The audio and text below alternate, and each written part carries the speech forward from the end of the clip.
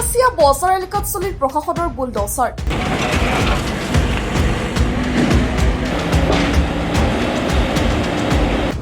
লোক নিৰ্মাণ বিভাগৰ পথৰ সংৰক্ষিত মাটিত গঢ়ি উঠা ৪৪টাকৈ দোকান গৃহ আছে।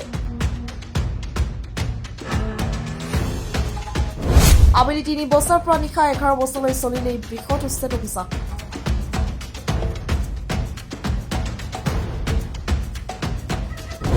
অতিৰিক্ত জিলা আয়ুক্ত আৰু জ্যেষ্ঠ আৰক্ষী বিষয়া প্ৰত্যক্ষ তদাৰকত সম্পন্ন হল উচ্ছেদ।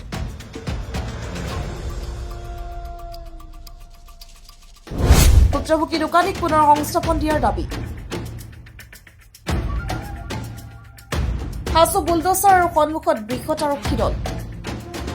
এই দৃশ্য বৰপেটা জিলাৰ কলগাছিয়া বজাৰৰ কলগাছিয়া চাৰিআলি চকৰ পৰা লোক নিৰ্মাণ বিভাগৰ কাৰ্যালয়লৈ যোৱা পথৰ উত্তৰ দিশৰ পদপথ দখল কৰি একাংশ লোকে অবৈধভাৱে নিৰ্মাণ কৰি লৈছিল দোকান পোহাৰ।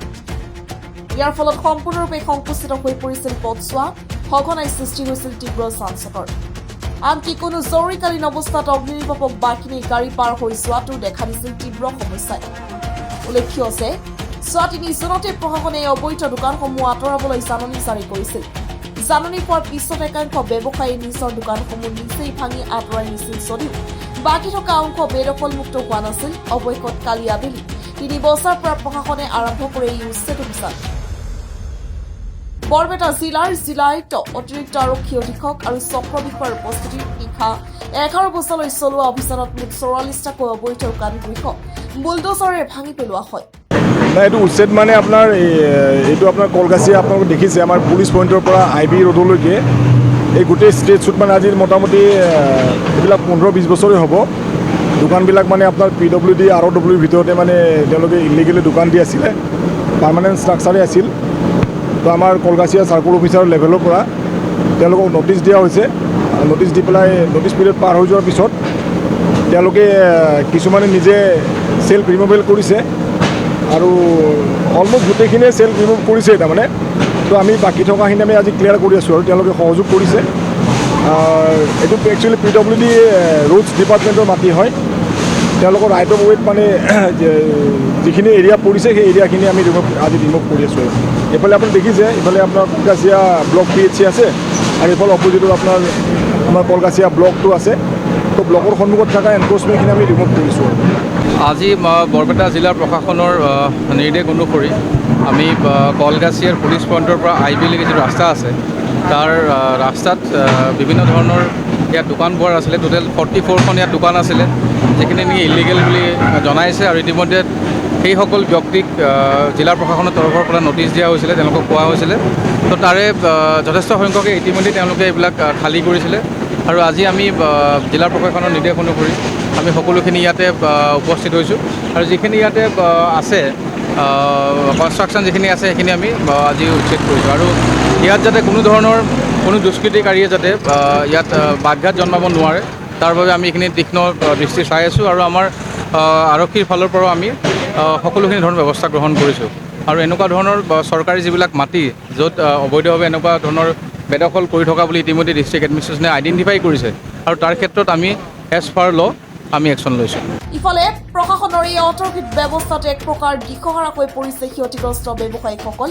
নিমিষতে জীৱিকাৰ সম্বল হেৰুৱাই উচপিবলৈ বাধ্য হৈছে বহু সৰু ব্যৱসায়ী। এক প্ৰকাৰ হাহাকাৰ পৰিস্থিতিৰ সৃষ্টি হৈছে ভুক্তভোগী পৰিয়ালৰ মাজত। ব্যৱসায়ীসকলে প্ৰশাসনৰ ওচৰত দাবী জনাইছে তেওঁলোকক জীয়াই থকাৰ বাবে বিকল্প সংস্থাপনৰ ব্যৱস্থা কৰি দিয়ক। হয়, আমাক যোৱা 18 তাৰিখে আমাক নটিচ দিছিলে, নটিচ আকাৰে আমাক জাননী দিছিলে যে অহা 23 তাৰিখে আপোনালোকক উচ্ছেদ কৰা হ'ব, আপোনালোকে নিজে নিজে আঁতৰি যাব লাগে।